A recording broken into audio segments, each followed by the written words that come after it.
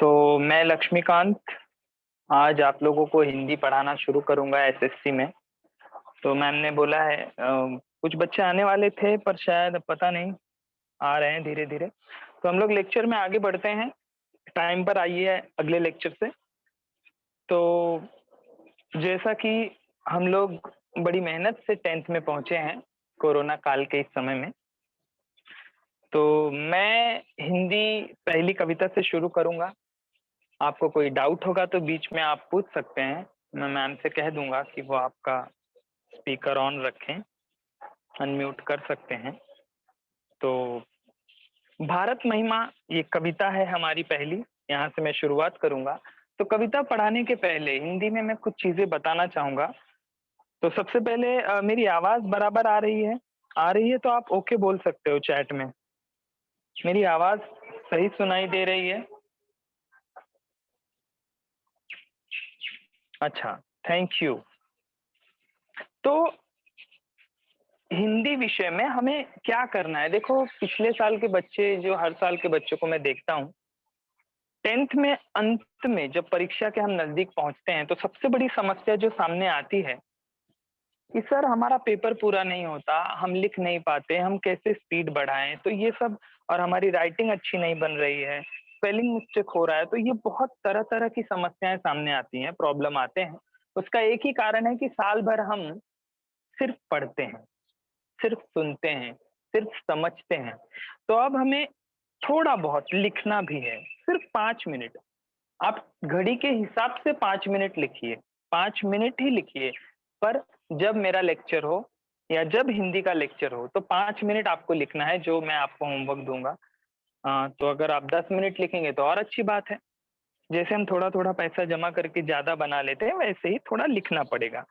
तो हिंदी कविता और लेसन यानी पाठ पढ़ने का जो तरीका होता है मेरे दोस्तों, वो थोड़ा सा अलग होता है। कविता में आपने 9th में पढ़ा होगा, लेसन पढ़ा होगा 9th में। 9th थोड़ा सा टफ था, मुश्किलें थी। उसका पोर्शन अगर अब मैं बताऊं तो टफ था। लेकिन जो 10th का जो पोर्शन है वो बहुत सरल है। तो एक फायदा ये हो रहा है, और दूसरी चीज कि हमारे grammar writing skill text book के अंदर से ही आने वाले हैं, यही हमारी गीता और कुरान है।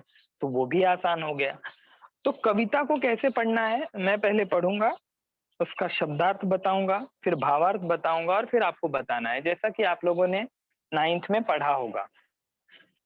तो शुरुआत करता हूं। मैं पीपीटी आपके सामने मैं प्रेजेंट करूंगा। आपको 2 लाइन 3 लाइन पढ़ाने के बाद मैं आप लोगों से सवाल पूछूंगा, डाउट पूछूंगा, वो भी आप पूछ सकते हैं। और अगर जिसे बोलना है वो बोलेगा, भावार्थ एक्सप्लेन करेगा अपने शब्दों में, गलत सही जो भी हो। तो शुरुआत करता हूं मैं। आपके सामने प्रस्तुत है आज की हमारी पहली कविता।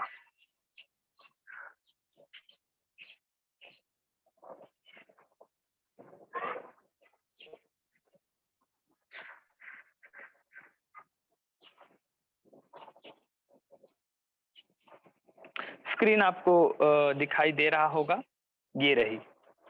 भारत महिमा। हमारे जहन में, मन में हमेशा एक सवाल आता है। हमेशा से हमने सुना भी है कि मेरा भारत महान।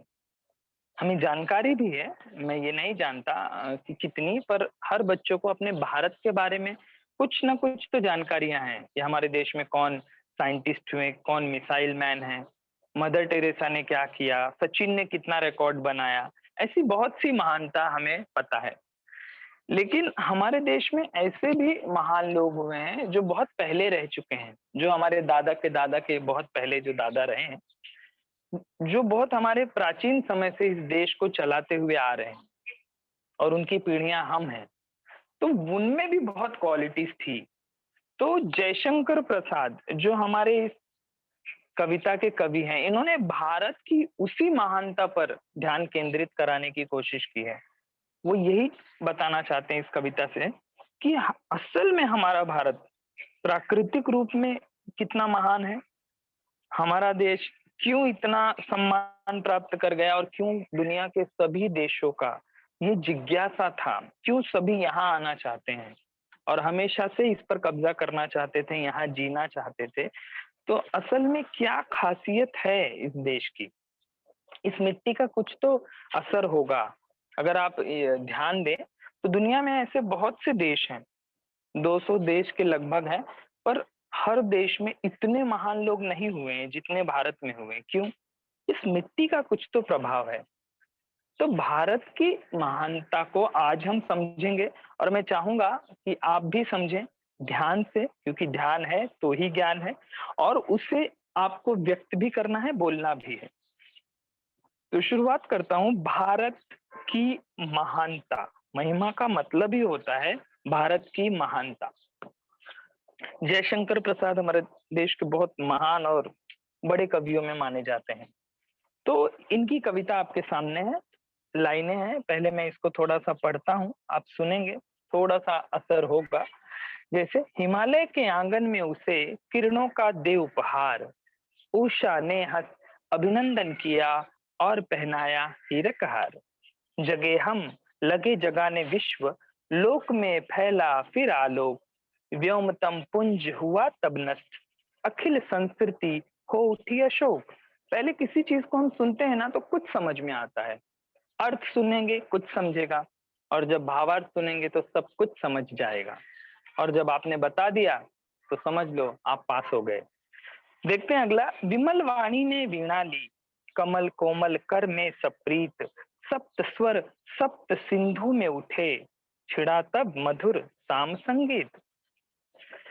विजय केवल लोहे की नहीं, धर्म की रही धरा पर धूम, भिक्षु होकर रहते सम्राट, दया दिखलाते घर घर घूम। यवन को दिया दया का दान, चीन को मिली धर्म की दृष्टि, मिला था स्वर्ण भूमि को रत्न, शील की सिंहल को भी सृष्टि। थोड़ा बहुत समझा होगा, आधा ऊपर से गया होगा, पर हम समझेंगे धीरे धीरे। किसी का हमने छीना नहीं, प्रकृति का रहा पालना यही, हमारी जन्म भूमि थी यही, कहीं से हम आए थे नहीं। चरित थे पूत भुजा में शक्ति, नम्रता रही सदा संपन्न, हृदय के गौरव में था गर्व, किसी को देख न सके विपन्न। हमारे संचय में था दान, अतिथि थे सदा हमारे देव, वचन में सत्य हृदय में तेज, प्रतिज्ञा में रहती थी टेव। क्या मतलब है इसका बताऊंगा। वही है रक्त वही है देश, वही है साहस वैसा ही ज्ञान, वही है शक्ति वही है शांति, वही है शक्ति वही हम दिव्य आर्य संतान, जिए तो सदा इसी के लिए, यही अभिमान रहे यह हर्ष रहे, निछावर कर दे हम सर्वस्व हमारा प्यारा भारतवर्ष। तो पहली दो लाइन आपके समक्ष प्रस्तुत करता हूँ। अभी तो मैंने सिर्फ पढ़ा है, इसको सुनेंगे समझेंगे और ध्यान से। पहली लाइन में क्या कहते हैं, उसके पहले कोई मुझे बोलेगा कि मेरी आवाज बराबर आ रही है, पहुंच रही है? मैं नेटवर्क में हूँ, एक जन कोई ओके बोलो, मेरी आवाज पहुंच रही है बराबर?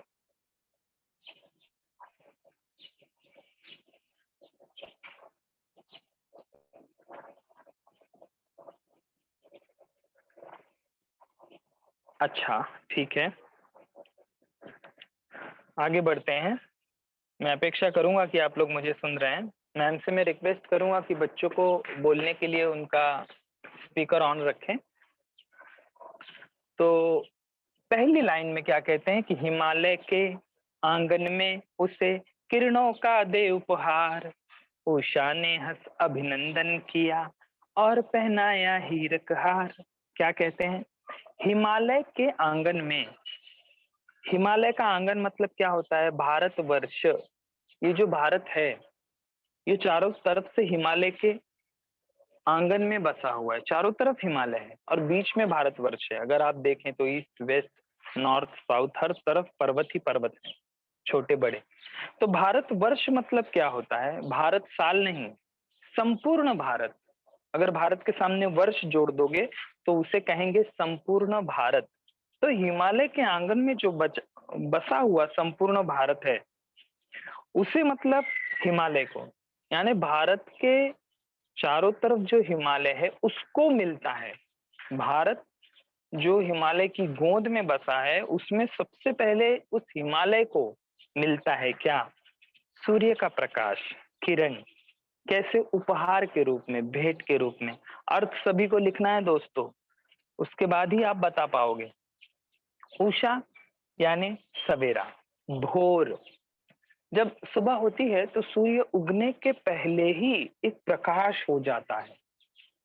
वो सूर्य की ना आने के पहले ही एक प्रकाश हो जाता है, वो भोर कहलाता है। ना उसमें सूर्य नजर आता है, ना चंद्रमा, ना अंधेरा होता है, ना बहुत उजाला, पर सवेरा हो जाता है, वो होता है भोर। अभिनंदन, जिसे हम सभी जानते हैं स्वागत करना। हीरक हार मतलब हीरो का हार। तो ये हो गई मीनिंग, शब्द का अर्थ। अब कवि ने देखो महानता की पहली सीढ़ी उन्होंने शुरू की कि हमारा देश क्यों महान था, है और रहेगा। सबसे पहली चीज उन्होंने ना आंखों से शुरू की है कि कोई भी चीज पहले आंखों से नजर आती है। जैसे सूर्य, सूर्य एक ऐसा भगवान है पुराने काल से जो नजर आता है। चंद्रमा, मिट्टी, हवा, पानी, ये भी ईश्वर के रूप हैं, भारत में माना जाता है। तो सबसे पहले कवि ने भारत को ये बताने की कोशिश की कि भारत इतना महान है कि सूर्य सबसे पहले देश को रोशनी प्रदान करता है। अब आप बोलोगे सर सबसे पहले तो जापान में आता है, सही बात है, पर कवि हमारे देश का है।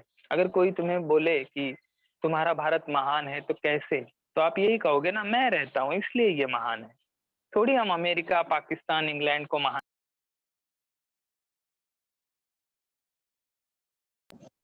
हेलो।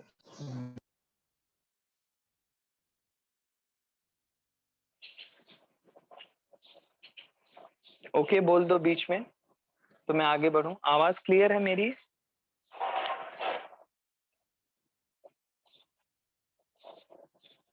अच्छा, मुझे देखना पड़ेगा।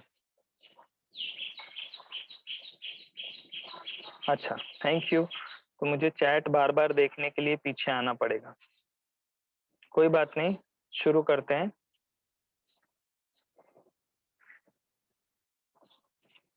हम्म, तो दोस्तों पहली लाइन में उन्होंने क्या बताने की कोशिश की है जयशंकर जी ने, कि सबसे महान देश हमारा इसलिए है कि सूर्य भी यहाँ आने के लिए खुश हो रहता है, प्रसन्न रहता है। कैसे? कहते हैं कि ये हमारा भारत देश हिमालय की गोद में बसा हुआ है, और हिमालय की गोद में बसे भारत को जो सबसे सिर का ताज की तरह जो हिमालय है, जम्मू कश्मीर की तरफ हिमालय पर्वत, उससे सबसे पहले किरणों का उपहार प्राप्त होता है। तब सवेरा धरती की इस भूमि तक पहुंचता है, तब सुबह होती है सबसे पहले। यानी हिमालय के आंगन में बसा हुआ भारत में सबसे पहले उसे, यानी उस हिमालय को किरणों का प्रकाश मिलता है। आप देखो तो पृथ्वी गोल है, आपने साइंस और ज्योग्राफी पढ़ा होगा कि जब पृथ्वी घूमती है तो सबसे पहले प्रकाश ऊंचाई पे नजर आता है, फिर वो धीरे धीरे धरती पे आता है। तो यहाँ वही लॉजिक बता रहे हैं कि सबसे पहले हिमालय को सूर्य का प्रकाश प्राप्त होता है, सवेरा होता है। फिर उषा यानी सुबह, भोर, उषा काल अभिनंदन करती है इस भारत की धरती का। किसके द्वारा? सूर्य के प्रकाश के द्वारा। सवेरा जो है वो इस सूर्य की किरणें जब उपहार के रूप में इस धरती को मिलती है, तब ऐसा लगता है, सच में ऐसा नहीं है, ऐसा लगता है कि सूर्य की वो किरण, वो सवेरा स्वागत कर रही है, अभिनंदन कर रही है इस महान धरती का, इस ग्रेट धरती का। और जब वो सूर्य की किरणें बर्फ पर पड़ती हैं, ओस की बूंदों पर पड़ती हैं, ऊंचाई पे चमकते हुए सफेद बर्फ की चादर पर पड़ती हैं, तो ऐसा लगता है, जस्ट इमेजिनेशन, ऐसा लगता है जैसे ये सवेरा, ये उषा काल भारत की धरती को हीरो का हार पहना रही हो। इस तरीके से सुंदरता का वर्णन उन्होंने पहली दो लाइन में किया है। ये कवि की कल्पना है। पहली लाइन सिर्फ उनका ये कहना है कि भारत इतना महान है कि सूर्य का प्रकाश भी यहाँ आकर धन्य हो जाता है। कितनी ग्रेट धरती है ये। सबसे पहले सूर्य का प्रकाश यहाँ मिलता है, उपहार के रूप में मिलता है, और सवेरा हंसकर इस धरती का स्वागत करती है, तब जाके सवेरा होता है। यानी सबसे पहले हमें उसकी सुंदरता आंखों से नजर आती है कि भारत को आप देखो, उसकी प्रकृति को देखो, उसके पर्वत को देखो, उसके पेड़ पौधों को देखो। फिर हम पहले उन्होंने प्रकृति से शुरुआत की, आंख, फिर मन में आएंगे, फिर मुख से आएंगे, फिर शरीर, फिर दिमाग, फिर उसके अंदर की क्वालिटी, धीरे धीरे आगे बढ़ा है उन्होंने। तो पहली 2 लाइन का मतलब मुझे लगता है आप लोगों को समझ में आया होगा। फिर भी मैं कोशिश करूँगा कि कौन बताएगा। सभी को समझ में आया तो ओके बोलिए और मैं चाहूँगा कि कोई बताए। मैं फिर से एक बार रिपीट कर देता हूँ, आप लोग ओके बोलते रहिए। किसी को कुछ डाउट है तो भी पूछ सकता है।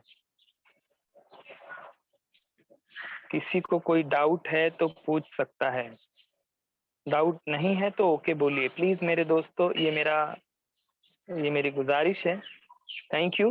तो समझ में आया तो मैं फिर से कहता हूँ एक बार लास्ट टाइम कि हिमालय की गोद में बसा हुआ ये जो भारत है, क्योंकि बार बार इसलिए बोल रहा हूँ क्योंकि नेटवर्क का प्रॉब्लम हो सकता है, किसी बच्चे को सुनाई ना दिया हो। तो सूर्य की किरणें इस धरती को उपहार के रूप में सबसे पहले हिमालय को मिलती है। सवेरा होता है, सवेरा इस धरती का स्वागत करती है सूर्य की किरणों के द्वारा। और वो किरणें जब ओस पर बर्फ पर पड़ती है तो ऐसा लगता है जैसे ये देश का हीरो का हार पहनाकर स्वागत कर रही है। तो मुझे सूर्य का सम्मान देना ये पहला मतलब कहते हैं ना, क्योंकि हमारे देश में कहावत है, इतनी डिफरेंसेस है, इतना मौसम है, इतने प्रकार के लोग है, इतनी भाषा है। 3 किलोमीटर में पानी बदल जाता है, 9 किलोमीटर में वाणी बदल जाता है। पानी का टेस्ट बदल जाता है 3 किलोमीटर में, 9 किलोमीटर जाओ तो भाषा बदल जाती है। इतने डिफरेंसेस है, फिर भी मेरा भारत महान है, क्योंकि विविधता में एकता ही भारत की विशेषता। तो ये पहली क्वालिटी है, सूर्य का प्रकाश। तो चलो मुझे कौन बताएगा। अभी मैंने स्क्रीन शेयर नहीं किया है, स्क्रीन नहीं ऑन किया है। अभी मैं सिर्फ पूछना चाहता हूँ कि इसका एक्सप्लेन कौन करेगा। मैं नाम बताऊं कि कोई खुद से कहेगा। चलो मैं मौका देता हूँ, चैट करो जिनको करना है कि सर मुझे बोलना है। गलत या सही, जीत या हार, रहो तैयार, थोड़ा ही बोलो पर बोलना है, क्योंकि मुझे पता है आपने 9th में जवाब दिया है। मैं जानता हूँ हर बच्चे ने कुछ ना कुछ जवाब दिया है, पोयम में, लेसन में।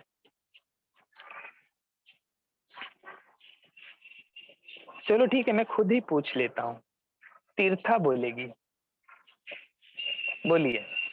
तीर्था पवार जी, आप एक्सप्लेन करो ये 2 लाइन। Yes sir. हम्म।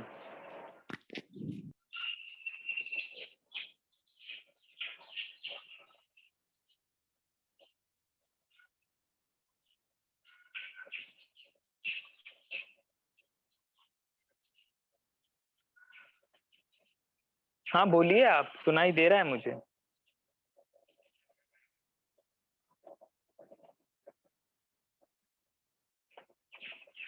तीर्था पवार, आपको मेरी आवाज पहुंच रही है?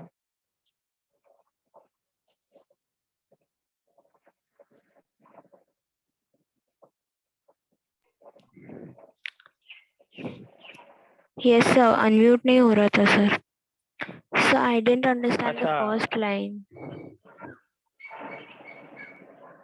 ठीक है, मैं फिर से बोलता हूँ, कोई प्रॉब्लम नहीं है। पहली लाइन का मतलब यही है कि हिमालय के आंगन में जो बसा हुआ भारत है। हिमालय का आंगन का मतलब ही है कि भारत, हिमालय के आंगन में जो बसा हुआ भारत है, उस भारत में उसे उसे मतलब हिमालय, यानी हिमालय के आंगन में बसा हुआ सबसे बड़ा जो देश है भारत, उस भारत को में से सबसे पहले सूर्य का प्रकाश हिमालय पर पड़ता है। फिर किरणों का उपहार जब उस हिमालय को मिलता है तो सवेरा होता है, क्योंकि सूर्य की किरणें पूरब की तरफ से हिमालय को प्रकाशित करते हुए आती हैं। ये कवि की कल्पना है, जरूरी नहीं है, ठीक है। तो ये पहली लाइन का मतलब है कि भारत में सबसे पहले हिमालय पर प्रकाश होता है। क्लियर, इसका यही मतलब है इस पहली लाइन का, तब सवेरा होता है। चलो बोलो फटाफट।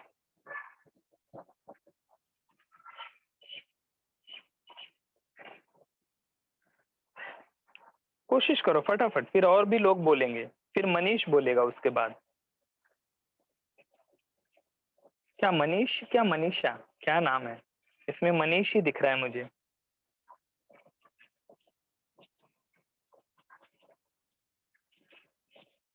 हम्म, ठीक है मनीष, आप बताइए, तब तक तीर्था समझ लेगी। चलो मनीष बोलिए।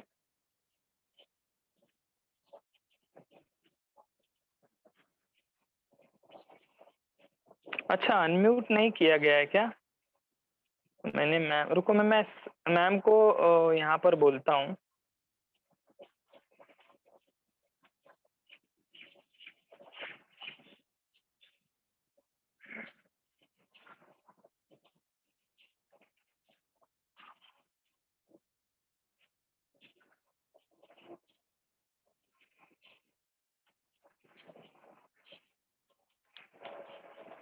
कोई मैम को मैसेज कर दे तो अच्छा है, क्योंकि मैंने अभी बोला तो, पर शायद उन्होंने देखा कि नहीं, पता नहीं।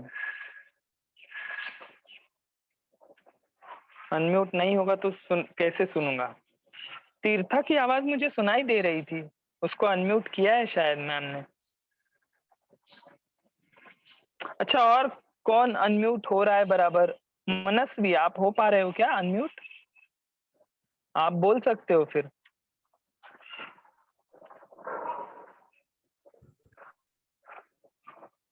नहीं, आप भी नहीं हो पा रहे हो।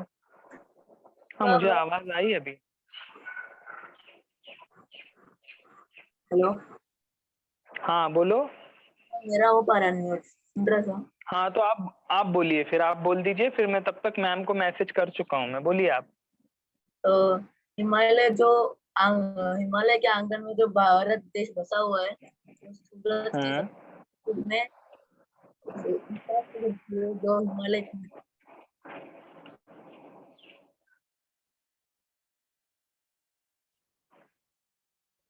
नहीं, अभी आवाज नहीं आ रही है तुम्हारी। तभी आ रही थी, अभी नहीं आ रही है। किसी की आवाज नहीं आ रही। ठीक है, मुझे अभी मैम से बात करना पड़ेगा।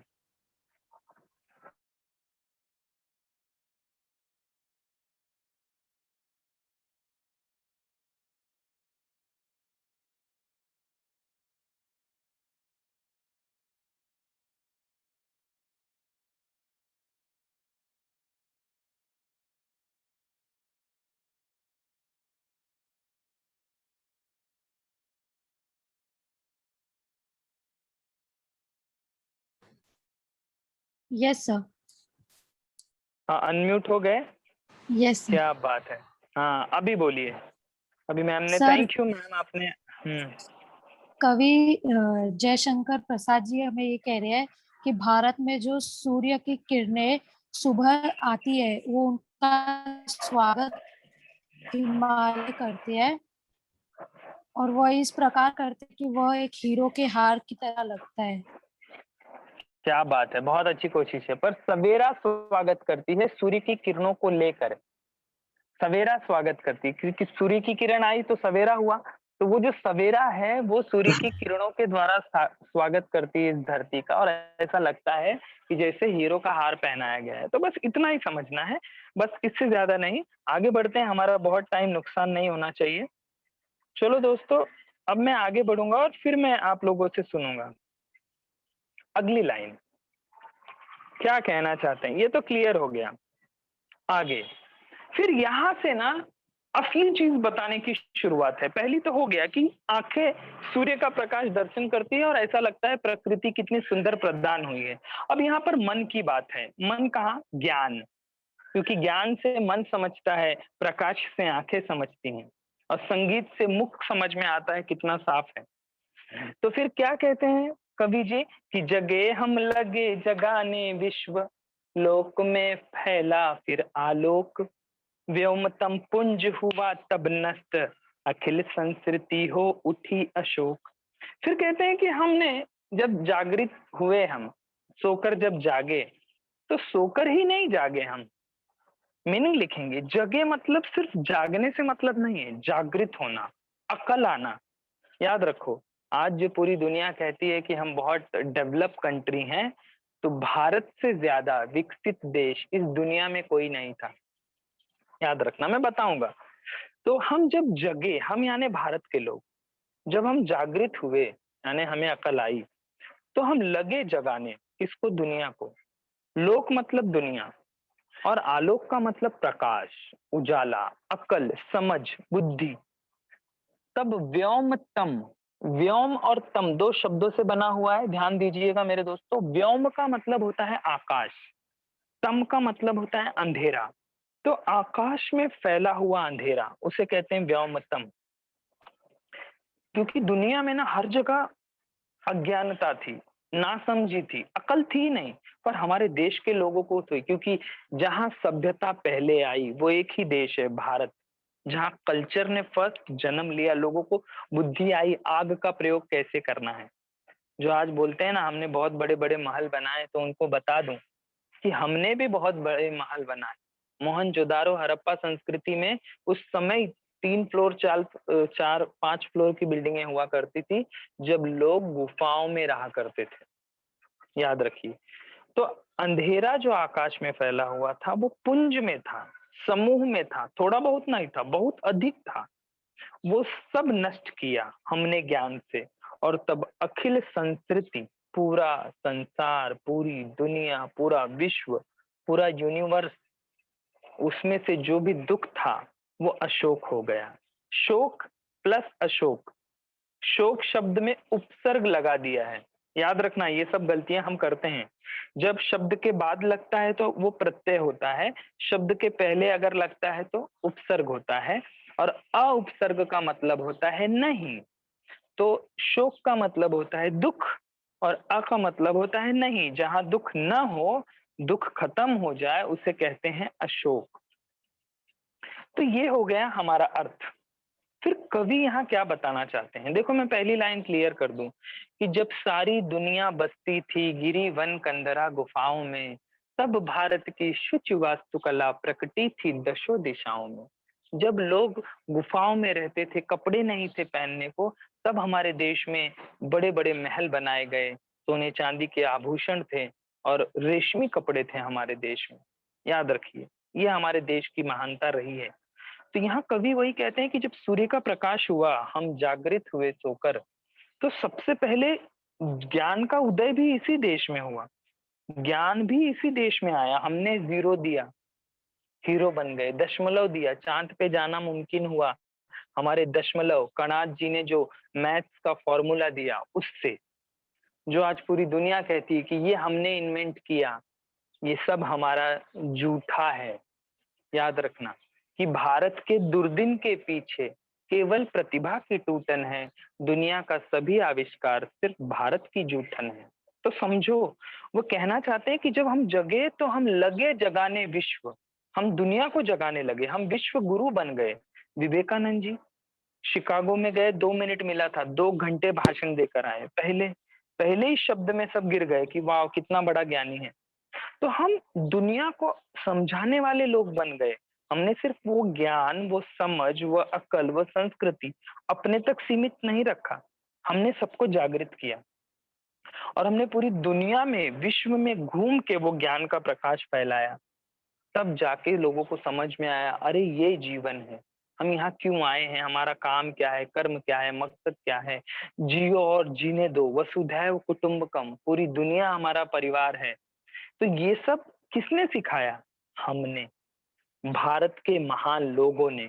और तब धरती ही नहीं, व्योमतम, आसमान में फैला हुआ, समूह में जो घना अंधेरा था, समूह में मतलब बहुत थिक और घना अंधेरा था, वो तम, वो अंधेरा नष्ट हुआ, बर्बाद कर दिया हमने अंधेरे को, अज्ञानता को खत्म कर दिया, और पूरी दुनिया, अखिल संस्कृति, पूरी विश्व, पूरा यूनिवर्स दुख से रहित हो गया। दुख नष्ट ही कर दिया हमने, जीने का मार्ग बताया, हमने बताया कि जीवन क्या है। सब जगह जो अज्ञानता फैला हुआ था, जो अंधेरा था, वो विनाश कर दिया, और हर जगह सुख और समृद्धि भरा। किसने? भारत के लोगों ने। तो यहाँ कवि वही बताना चाहते हैं कि हम जागृत हुए, हमारे देश पे सूर्य का प्रकाश मिला, हम सबसे पहले बुद्धिमान हुए, और हमने पूरे दुनिया को समझाया कि जीवन क्या है, जीवन सबके लिए जियो, और पूरी दुनिया में उजाला फैलाया। और धरती नहीं, आसमान में भी जो मिसाइल लेकर लोग आसमान की ऊंचाई पे गए, नासा वालों ने, वो हमारे कारण हुआ, हमने वो अकल दी। तब पूरी धरती पे दुख नष्ट हुआ, जीने का लोगों को रास्ता मिला, समझ आई। तो इस तरह से ये 2 लाइन का मतलब यही है कि हमें सबसे पहले में क्या पढ़ा हमने? सूर्य का प्रकाश मिला। फिर दूसरे कहते हैं कि ज्ञान का प्रकाश भी हमने ही दिया। पर वो ज्ञान का प्रकाश हमने फैलाया कैसे, वो तीसरी लाइन में है, तीसरे पैराग्राफ में है। तो यहाँ तक ये क्लियर हुआ कि ज्ञान का प्रकाश हमने दुनिया को दिया। तो समझ में आया होगा ये। अनम्यूट हो गए हो?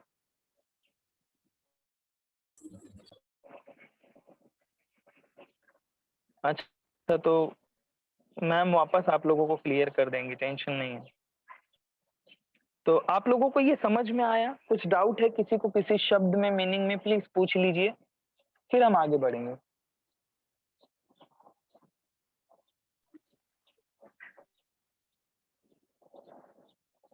हाँ, आप बोलकर भी पूछ सकते हैं या चैट करके भी पूछ सकते हैं। इस बार कौन बोलेगा अगर आपको समझ में आया तो? ओके बोल दीजिए जिन लोगों को समझ में आया। मैं पूछूंगा एक जन से ही। जैसे इस बार मैं पूछना चाहूंगा निकिता यादव, ये बताएंगे मुझे ये 2 लाइन का मतलब। मेरी आवाज आ रही है?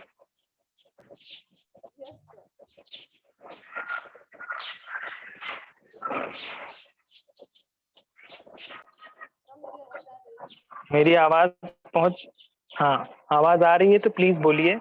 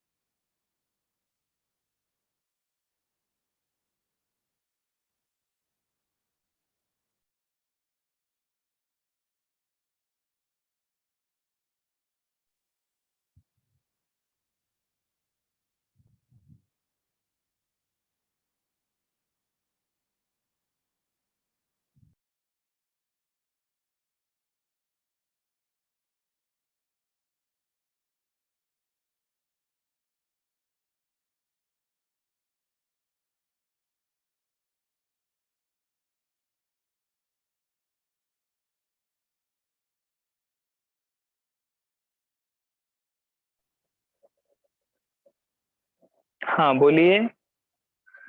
पर उड़ गया था निकिता, मेरी आवाज पहुंच रही है तो बोलिए आप। कभी कहना चाहते हैं कि जब हम जगे तो हम अकेले नहीं सोते। हाँ मुझे आवाज आ रही है आपकी, बोलिए। हम कभी कहना चाहते हैं कि जब हम जागे तो हम अकेले नहीं जागे, हमने पूरे विश्व को जगाया, हमने उनको बताया, हमने उनको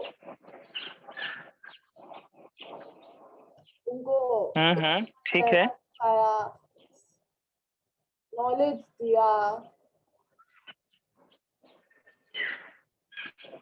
हाँ आगे।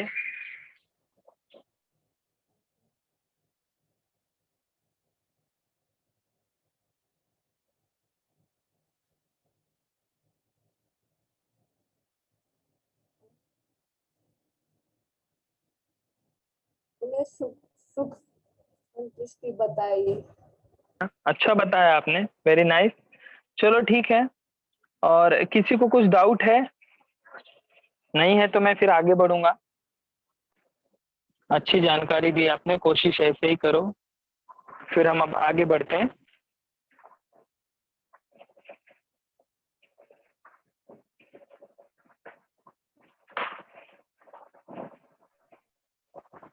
मैं पीपीटी शेयर कर रहा हूँ।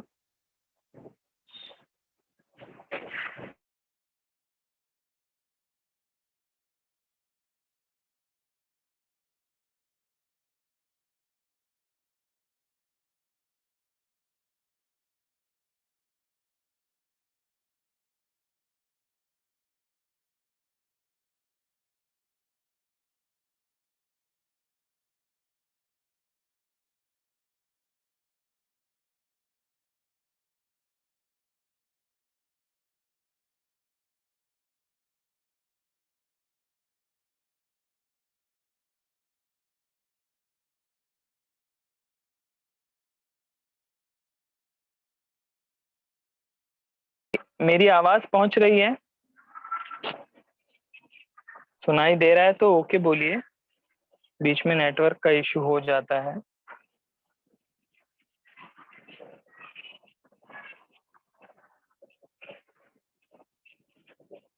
अच्छा, मेरी आवाज आ रही है तो आगे बढ़े हम लोग। चलिए, थैंक यू।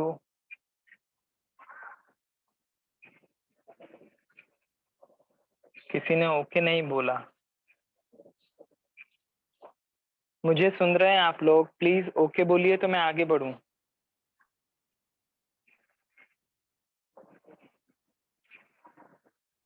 मुझे सुन रहे हैं आप लोग? मेरी आवाज पहुंच रही है बराबर?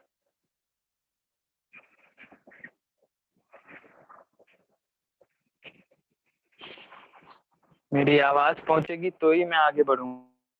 हाँ सर, पहुंच रही है।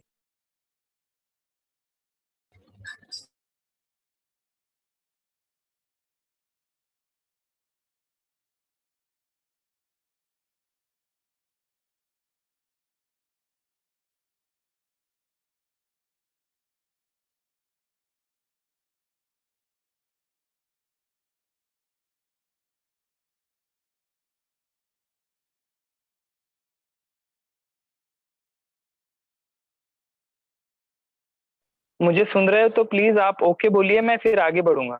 मेरी आवाज पहुंच रही है? Thank you. ठीक है, मैं पीपीटी शेयर करता हूँ, आगे बढ़ता हूँ।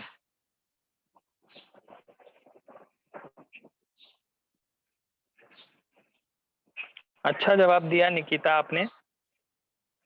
हम अपने अगले टॉपिक पे चलते हैं। अब हमने पहले लाइन में समझ लिया कि सूर्य का प्रकाश मिला, दूसरी में हमने समझ लिया कि ज्ञान का प्रकाश भी हमें मिला। सबसे पहले हम समझदार हुए और हमने दुनिया को सही रास्ता बताया। फिर कैसे बताया वो इस लाइन में है। क्या लिखा है उन्होंने कि विमल वाणी ने वीणा ली, कमल कोमल कर में सप्रीत, सप्त स्वर सप्त सिंधु में उठे, छिड़ा तब मधुर साम संगीत। क्या मीनिंग हुआ इसका? मीनिंग लिखेंगे, अर्थ। विमल, पवित्र। विमल का मतलब होता है पवित्र। वाणी, वाणी का मतलब है सरस्वती देवी। वाणी की जो देवी हैं, जिन्होंने संगीत का निर्माण किया। सबसे पहले संगीत भी हमारे देश में आया और हमने दुनिया को पहुंचाया। यहाँ वही तो बताना चाहते हैं। वीणा जो एक वाद्य यंत्र है जिससे उन्होंने सरगम का निर्माण किया। एक बहुत बड़ा, आपने देखा होगा सरस्वती जी अपने हाथों में लेकर वो वीणा बजा रही हैं, जिसका मॉडर्न स्वरूप है गिटार। कम तारों में हल्का करके उसको बजाया जाता है, उसका ही मॉडिफिकेशन करके ये रूप बना है गिटार। कमल कोमल यानी कमल के समान कोमल उनका हाथ था और कमल के पत्तों पे वो बैठकर उन्होंने वो गीत संगीत का निर्माण किया। सप्रीत, कैसे? प्रेम के साथ। सप्त स्वर, 7 स्वर का निर्माण किया, जिसे हम सभी जानते हैं, सा रे ग म प ध नि सा। सरगम जो हम कहते हैं उसे कहते हैं सरगम, 7 स्वर। और अगला है सप्त सिंधु। सप्त सिंधु का मतलब होता है 7 नदियां।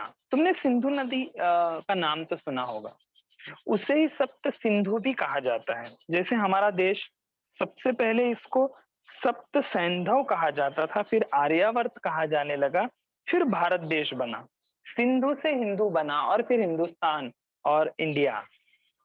तो सिंधु नदी में 7 नदियों का संगम था। सिंधु नदी, झेलम, चिनाब, रावी, ब्यास, सतलज, सरस्वती। तो इन 7 नदियों के मिलने से ही वो 7, क्योंकि दुनिया में देखो हर चीज 7 है, 7 अजूबे हों, 7 ना, अपना वर्ल्ड में जो कॉन्टिनेंट है, महाद्वीप 7 है, 7 समुंदर हैं, 7 रैम्बो में रंग हैं।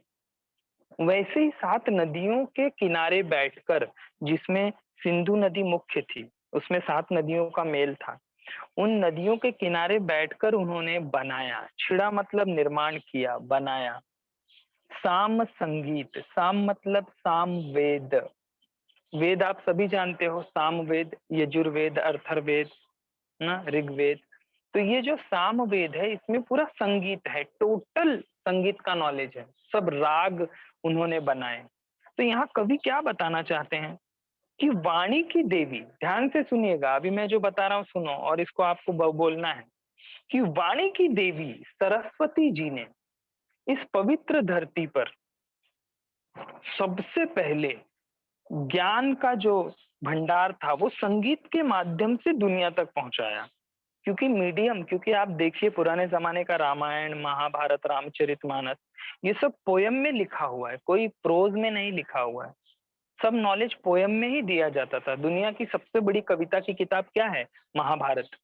वर्ल्ड की सबसे बड़ी कविता वो महाभारत है, फिर रामायण है, और रामचरितमानस है।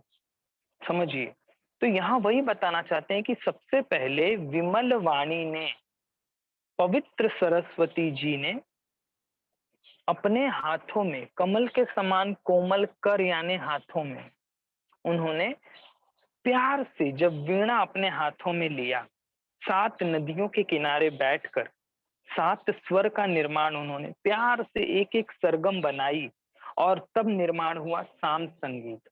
और उस साम वेद का निर्माण करके उन्होंने पूरी दुनिया को बता दिया कि हम इस दुनिया के सबसे महान लोग हैं जिन्होंने संगीत निर्माण किया, और इसी संगीत के माध्यम से ज्ञान का प्रचार हुआ।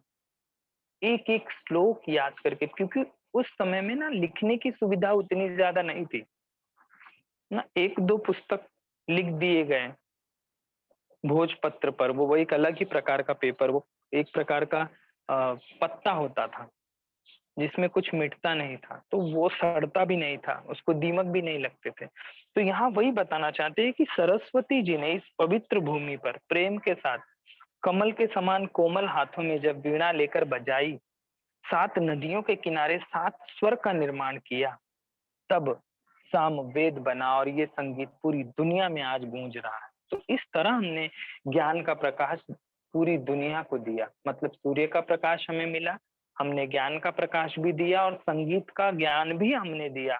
ये हमारे भारत की महानता थी। इस तरह से हमने दुनिया का मतलब संगीत भी हमने ही दिया। तो इसमें मुझे लगता है आप लोगों को मीनिंग समझ में आया होगा, आप सभी ने मीनिंग लिखा भी होगा। वाणी सरस्वती, वाद्य, कर यानी हाथ। तो मैं अपेक्षा करूंगा कि ये आपको समझ में आ गया होगा। आपको कोई डाउट है तो पूछिए, मैं फिर से बताता हूँ। समझ में आया तो ओके बोलो। यानी सरस्वती ने सामवेद का निर्माण करके संगीत भी इस दुनिया को हमने ही दिया। जो गणित मैथ्स का जो फॉर्मूला है ना, सब हमारे देश के एक ऋषि थे, कणाद। कणाद जी ने ही वो पूरा फॉर्मूला दिया है जो आज पूरी दुनिया कहती है। जो ना ग्रेविटी का बोलते हैं कि न्यूटन ने दिया, ये हमारे देश से चुराया गया था। सबसे पहले प्लेन हमने बनाया था। आप चलिए, पुराने जमाने में प्लेन का नाम भी हमने दिया था, हमारे रामायण में था, आप देखो तो, पुष्पक विमान। तो ऐसी बहुत सी चीजें हैं जो काल्पनिक नहीं थी, सच थी। तो सभी को समझा होगा। कुछ डाउट नहीं है तो मुझे बताएगा कौन? इस लाइन को कौन बताने वाला है? मैं नाम बोलूं? सिद्धेश, खुश लग रहे हो तुम बहुत। चलो सिद्धेश जी बताएंगे इसका अर्थ। चलिए सिद्धेश जी, टेल मी।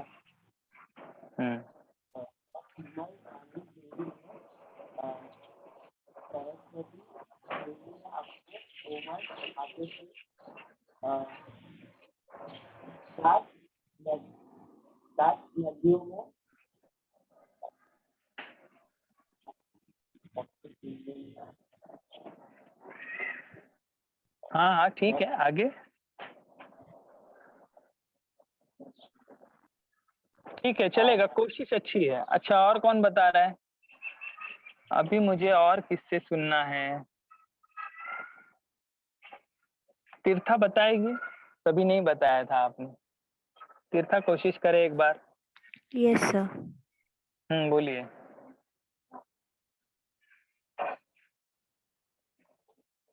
सरस्वती ने अपने पवित्र हाथों से वीणा लेकर संगीत शुरू किया।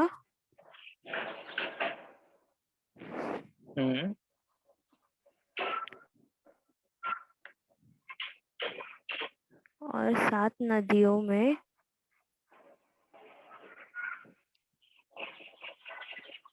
और 7 नदियों में उठे बना तब शाम संगीत। ठीक है, ठीक है, मतलब आपको इतना ऐसा मुश्किल नहीं करना है, सरल करना है। अभी एक सवाल आता है, कुछ बच्चे पूछते हैं कि सर ये 2 लाइन को हम कैसे 10 लाइन में लिखेंगे, क्योंकि 2 लाइन का जो एक्सप्लेन आएगा आपको 10 लाइन का आएगा, तो उसको कैसे लिखना है मैं बताता हूँ, ध्यान से सुनिए। ये 2 लाइन, सरस्वती की लाइन अगर आपको आ गई तो आप लिखोगे कैसे? सवाल ये उठता है। पढ़ते तो सभी हैं, पर जो अच्छा लिख सकता है वही 95 ला सकता है, याद रखिए। तरीका बदलोगे ना, जिंदगी बदल जाती है, तो लिखना पड़ेगा दोस्तों। तो यहाँ पर आप कैसे लिखोगे कि कवि जयशंकर प्रसाद जी ने भारत महिमा इस कविता के माध्यम से बताने की कोशिश की है कि ज्ञान की ना वाणी की देवी सरस्वती जी ने जब 7 नदियों के किनारे अपने कोमल हाथों से वीणा बजाई तो 7 स्वर सरगम का निर्माण किया। साउंड होता है, तो वहां बैठ के कोई भी चीज ना, जब हम डीप थिंकिंग करते हैं तो मिलता है, ऐसे ही कुछ भी आसानी से नहीं मिल जाती। अभी तुम्हें सबको सफलता चाहिए 90% की, तो वो ऐसे रास्ते में गिरा हुआ नहीं मिलेगा और हमें उठा लिया, वाह हमें सफलता मिल गई ना, कोशिश करना पड़ता है बहुत। तो 7 नदियों के किनारे कड़ी मेहनत से उन्होंने साम संगीत का निर्माण किया, साम वेद बनाया, जो आज पूरी दुनिया में चल रहा है।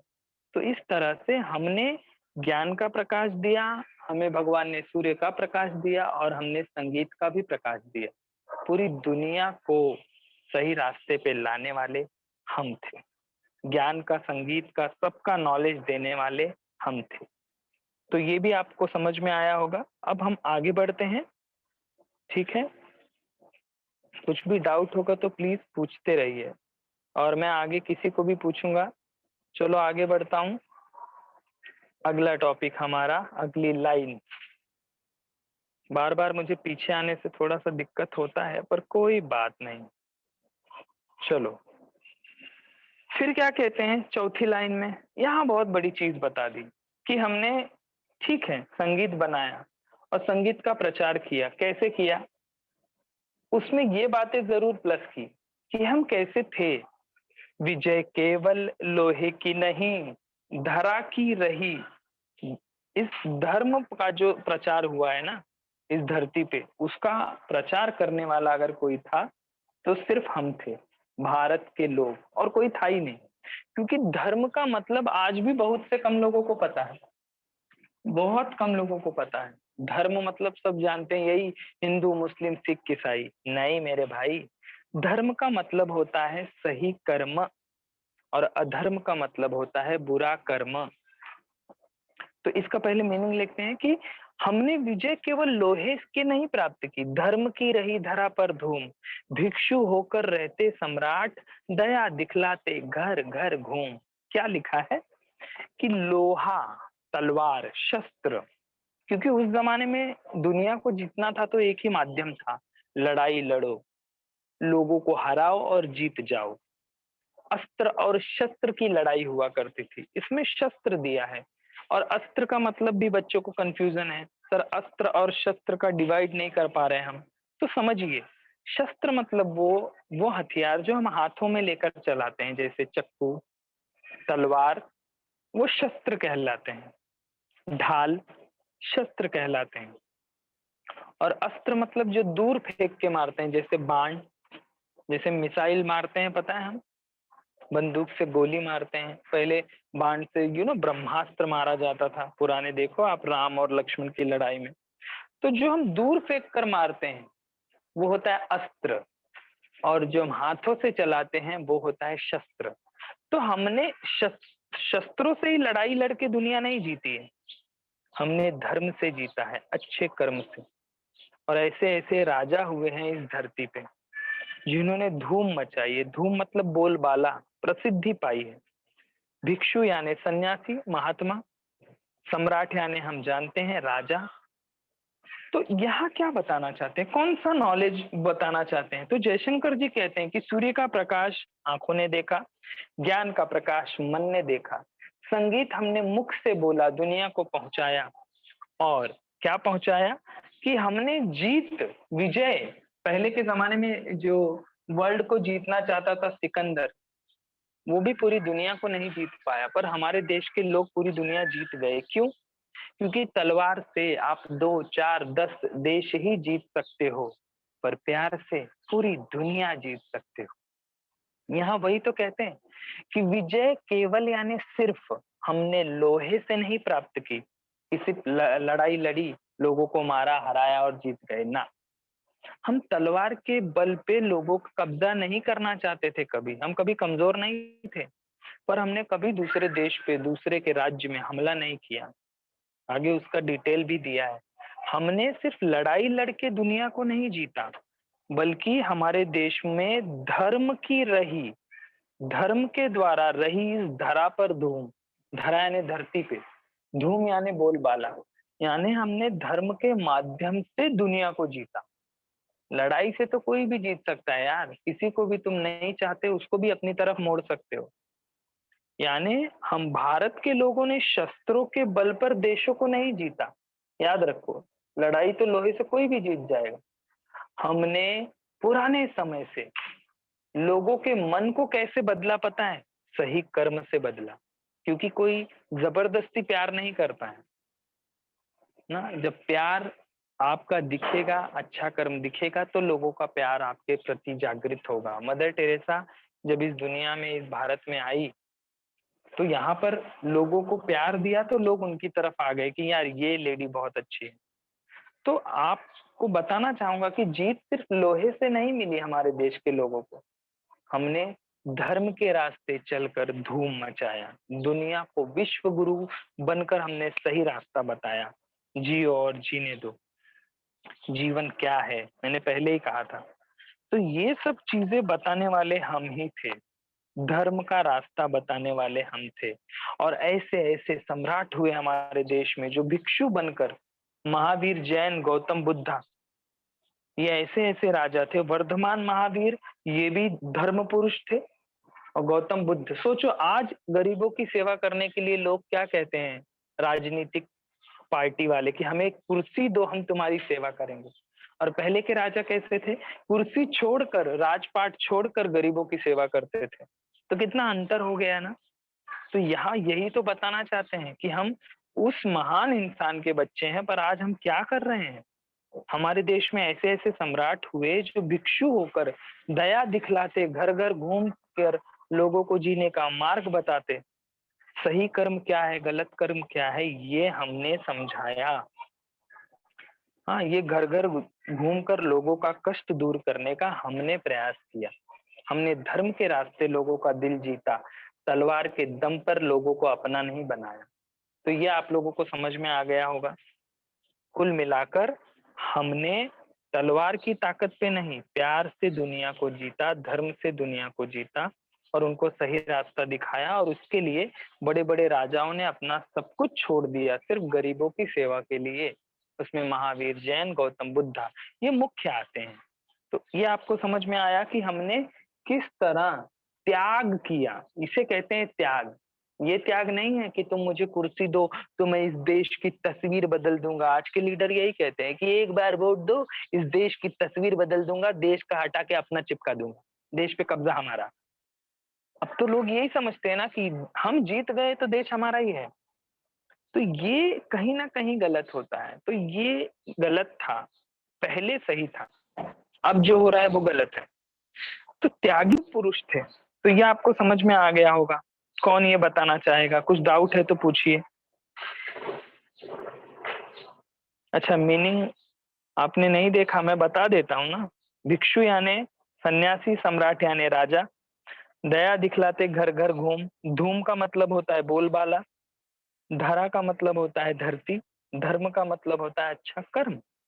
तो कुल मिलाकर हमने सिर्फ तलवार से नहीं जीता दुनिया को, सिर्फ तलवार के माध्यम से नहीं, सही धर्म से, सही मार्ग से दुनिया में धूम मचाई। और उसमें राजा महाराजा ने साथ दिया जो गरीबों की सेवा करने के लिए अपना राजपाट तक छोड़ दिए। आप मुझे एक ऐसा इंसान विदेश का बता दो दुनिया में जिसने अपना राजपाट गरीबों के लिए छोड़ दिया हो, राजा से सन्यासी बन गया होगा, कोई एक दिखा दो।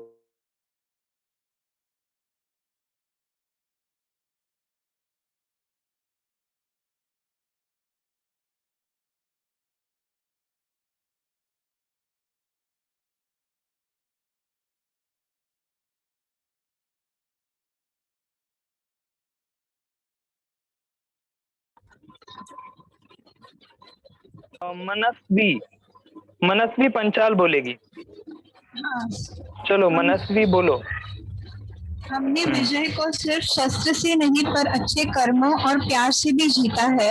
सन्यासियों ने अपनी शिक्षा, अपनी सोच को घर घर घूम के सबको बांटा है।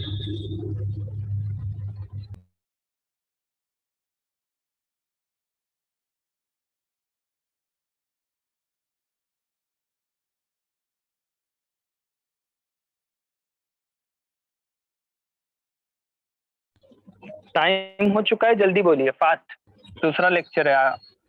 हमने विजय को सिर्फ शस्त्र से नहीं पर अच्छे कर्मों से, प्यार से भी जीता है। सन्यासियों ने अपनी शिक्षा, अपनी सोच को घर घर घूम के सबको बांटा है। हाँ